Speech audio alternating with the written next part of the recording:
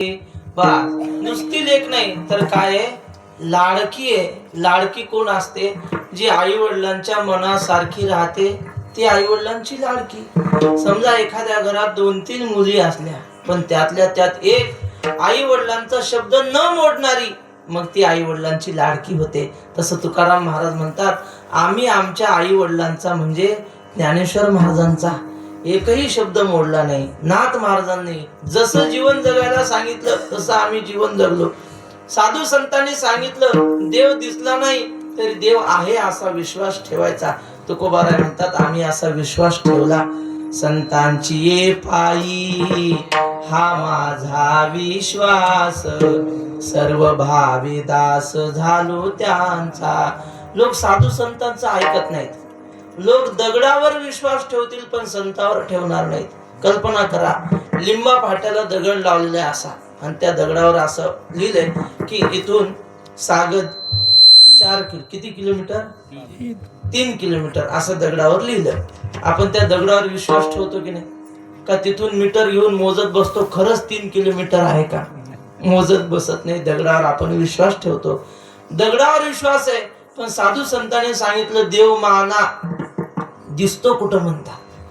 आपल्या हिंदू धर्मातला हा दोष आहे. हा मुसलमानाचा माणूस किती शिकला तरी तो अल्लाह नाही असं कधीच म्हणणार नाही. बरं, त्यांना काय अल्लाह दिसतो का? तरी ते मानतात, श्रद्धा ठेवतात. ख्रिश्चन कितीही शिकला तरी तो येशू ख्रिस्तावर शंका घेत नाही. आणि आपला माणूस 2 वर्ग जास्त शिकला की तो म्हणतो देव बिव काही नाही, दिसला का म्हणतो तुम्हाला देव. असाच एक खूप शिकलेला तो देव न मानणारा. पण त्याचा मुलगा असा हरिपाठाला जात होता या मुलांसारखा. तो म्हणायचा पप्पा असं नसतं. ज्या अर्थी एवढं सुंदर जग आहे त्या अर्थी जगाचा मालक कुणीतरी असला, बोला ना, असला पाहिजे की नाही? त्याचा बाप म्हणायचा पोरा मी तुझा बाप आहे, मला शिकवतो का म्हणे तो.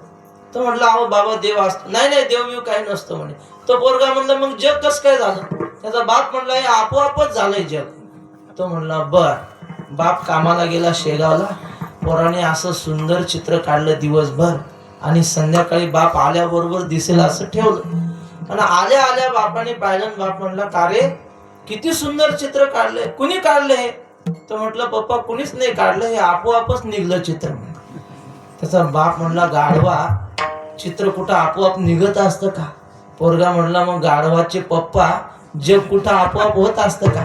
अहो ज्या अर्थी चित्र दिसतं त्या अर्थी चित्रकार कुणीतरी असलाच पाहिजे. आणि ज्या अर्थी एवढं सुंदर जग आहे त्या अर्थी या जगाचा करता कुणीतरी असलाच पाहिजे.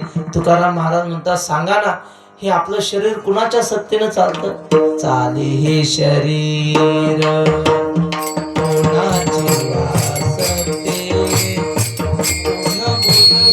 वासते,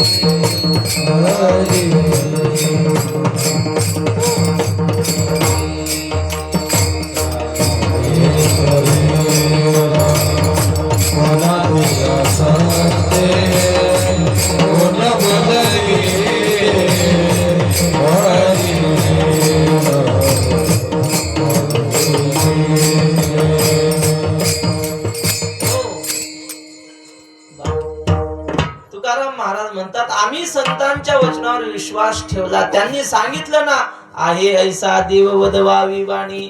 आम्ही त्यांच्या प्रत्येक वचनावर विश्वास ठेवल्यामुळे आम्ही त्यांचे लाडके झालो.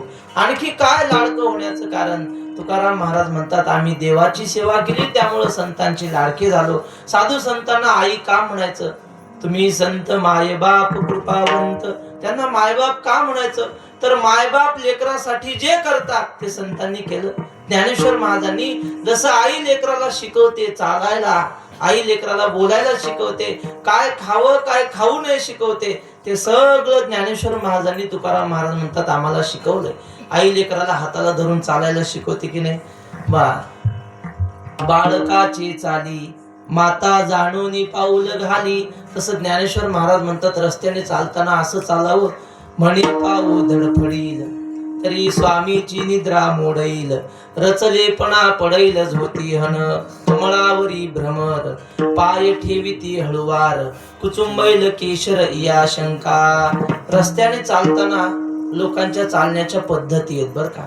काही माणसं श्वानगामी असतात, काही गजगामी असतात, काही हंसगामी असतात, काही मंडूकगामी असतात. श्वानगामी म्हणजे, श्वान म्हणजे काय? कुत्रा. कुत्र्यासारखे चालतात, म्हणजे कुत्रा चालतोय की पळतोय कळतच नाही, तुर तुर तुर तुर असे चालतात. काही गजगामी, गजगामी म्हणजे हत्तीसारखं मंद गतीने डोलत डोलत चालायचं. काही मंडूकगामी, मंडूक म्हणजे बेडूक. बेडूक कसं उड्या मारत चालतं तसे पायाला झटके देत चालतात. ज्ञानेश्वर महाराज म्हणतात, रस्त्याने चालताना असं चालावं की आपल्या पायाखाली एखादी मुंगी मरता कामा नये. चालायला शिकवलं माऊलीने. बोलावं कसं? आई लेकराला बोलायला शिकवते. हे मामा आहेत, हे काका आहेत, ही मावशी आहे, असं शिकवते की नाही? तसं ज्ञानेश्वर महाराजांनी सुद्धा आपल्याला बोलायला शिकवलं. कसं बोलावं? तैसे साचानी मवाळ मितुले आणि रसाळ, शब्द जैसे कल्लोळ अमृताचे. माणसं बोलतात पण आडवं बोलायची सवय असते. माऊली म्हणतात असं आडवं खोचक बोलू नये. एका घरामध्ये म्हातारी सासू, सुनबाई आणि छोटासा मुलगा. तो जेवायला बसला मुलगा, आणि आजी जेवायला बसली म्हातारी. आणि जेवता जेवता तिच्या लक्षात आलं भाजीत मीठ कमी झालंय. मग तिनं सरळ पोराला म्हणायचं की नाही मीठ घेऊन ये. ती सरळ बोलली नाही. ती पोराला म्हटली, बाळू तू आता कितवीला आहेस रे यावर्षी? तो म्हटला, आजी मी 8वीला आहे. बा. ती म्हटली, चांगला अभ्यास कर, मोठ्या नोकरीला लाग, आणि भरपूर पगार घेऊन ये, आणि शेगावला जाऊन एक मिठाची गोणी आणून तुझ्या आईच्या डोंबल्यावर टाक मला. मग सुनेच्या लक्षात आलं म्हातारी कोणाला बोलली? मला बोलली. पण सरळ म्हणायचं की नाही मिठाण. एवढी लांब कविता म्हणली. म्हणजे हे कसं बोलणं झालं? याला कोणतं बोलणं म्हणतात? आडवं बोलणं. याला दुसऱ्याचं हृदयाला लागेल असं बोलणं म्हणतात. ज्ञानेश्वर महाराज म्हणतात असं बोलू नये.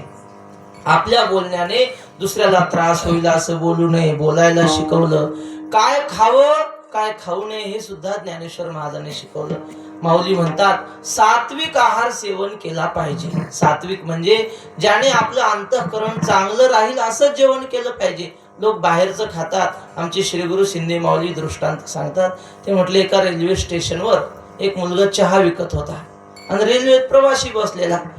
गाडी हल्ली, आणि गाडी हल्ल्यावर त्याच्या लक्षात आलं की आपला चहा घ्यायचा राहून गेला. मग त्या चहावाल्याला जवळ, इकडे रे इकडे चहा दे. तो चहावाला म्हटला, आता रेल्वे सुरू झालेली आहे आणि आपण चहा दिला आणि पैसे न घेताच गाडी पुढे गेली तर? तो म्हटला, आधी पैसे काढ. त्याच्याकडून 20 रुपये घेतले चहाचे, आणि मग चहा गडबडीनं द्यायला लागला. पण तो जो ग्लास त्याच्या पिशवीत होता तो हात घालून काढायला एवढा त्याला वेळ नव्हता. शेजारच्या खिडकीत रिकामा ग्लास होता. पहिल्या माणसानं चहा पिऊन ठेवलेला, पण तो रिकामा नव्हता.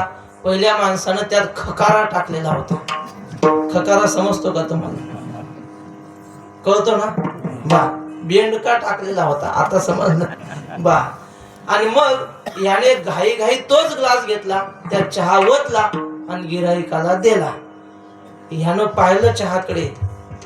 त्याला वाटलं आपल्या गावाकडे 20 रुपयात साधा चहा भेटतो, पण इथं 20 रुपयात मलईचा चहा भेटला. बा. त्याने तो चहा आनंदाने पेला. हे बाहेर सगळं असंच असतं. हॉटेलचं बाहेरून नाव चांगलं दिसतं, आत गेल्यावर सगळी लाइटिंग वगैरे सगळं चांगलं असतं, पण स्वयंपाक घरात गेल्यावर कळतं इथली योग्यता काय आहे. ज्ञानेश्वर महाराज साधू संत सांगतात आपल्या घरचं जेवण करावं. अंगे साने परिणामे थोरू, जैसे गुरुमुखीचे अक्षरू, तैसी अल्पीजीही अपारू तृप्ती राहे. ज्ञानेश्वर महाराज म्हणतात थोडं जेवावं, पण ज्याने आपल्याला सात्विकतेची वृत्ती संपादन करता येईल असं अन्न ग्रहण करावं. विठ्ठल विठ्ठल विठ्ठल